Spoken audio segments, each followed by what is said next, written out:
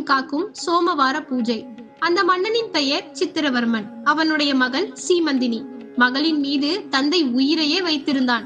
ஒரு நாள் ஜோதிட வல்லுநர்களை அழைத்தான். தன் மகளுக்கு ஜாதகம் எழுதும்படி பணித்தான். அடடா, உங்கள் மகளின் ஜாதகம் அமோகமாக இருக்கிறது. அழகில் லட்சுமிக்கு இணையானவள். கல்வி மற்றும் வித்தைகளில் கலைமகளை போல் திகழ்வாள். வீரத்திலும் தீரத்திலும் அன்னை உமையவளின் அடியொற்றி வாழ்வாள்.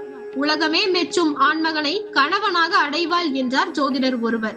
இன்னொரு ஜோதிடரோ இறுகிய முகத்துடன் தலை கவிழ்ந்து இருந்தார். அவரை பார்த்த மன்னன் பதற்றத்துடன் கேட்டான்.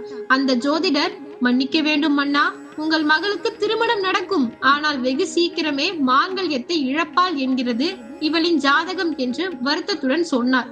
இதை கேட்ட மன்னன் அதிர்ந்து போனான். எல்லாம் விதிப்படிதான் நடக்கும் என்று ஒரு கட்டத்தில் தன் மனதை தேற்றிக் கொண்டான். அந்த பெண் வளர்ந்தாள், பெரியவளானாள். உரிய வயது வரவே திருமணத்திற்கான ஏற்பாடுகளை செய்ய துவங்கினான் மன்னன். ஒரு நாள் சீமந்தினியிடம் ஜோதிடர் சொன்னதை தோழிகள் தெரிவித்தனர்.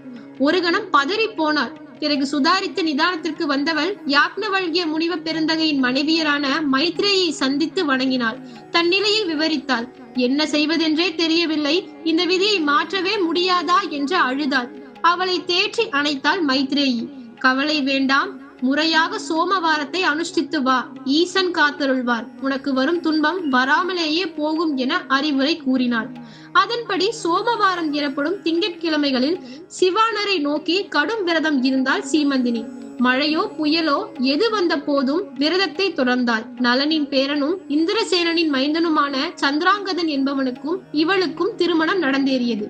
ஜோதிடர் சொன்னது போலவே உலகமே போற்றும் ஒப்பற்றவனாக திகழ்ந்தான் சந்திராங்கதன். வாழ்க்கை இனிதே கழிந்தது. குதூகலமாய் ஓடிக்கொண்டிருந்தது இல்லறம். நண்பர்கள் சூழ ஒரு நாள் நதியில் நீராடி கொண்டிருந்த சந்திராங்கதன் அதில் மூழ்கி போனான். எல்லோரும் தேடினார்கள், அவன் கிடைக்கவே இல்லை.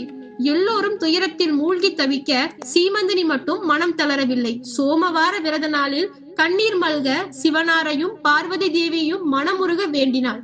வேண்டுதலுக்கு பலன் கிடைத்தது. நீரில் அடித்துச் செல்லப்பட்ட சந்திராங்கதனை நாகர் இனத்தவர் காப்பாற்றினர். சுயநினைவு வரும் வரை அவனை கண்ணின் இமை போல பார்த்து கொண்டார்கள் என விவரம் சொன்னான் சந்திராங்கதன். சோமவார விரதத்திற்கு இப்படி ஒரு மகிமை உண்டு என்கிறது புராணம். எனவே சோமவார நன்னாளில் சிவன் பார்வதியை விரதம் இருந்து தரிசித்தால் மாங்கல்ய வரம் கிடைக்கும். மாங்கல்ய பலம் பெருகும். கணவனின் ஆயுள் நீடிக்கும். நல்ல கணவனை அமைய பெறலாம். பிரிந்தவர்கள் ஒன்று சேருவார்கள். முன்னோர் ஆசியும் கிடைத்து சந்ததி சிறக்க வாழ்வார்கள். சோமவார நன்னாளில் வில்வார்ச்சனை செய்து சிவ வழிபாடு செய்யுங்கள். சீரும் சிறப்புமாய் வாழ்வீர்.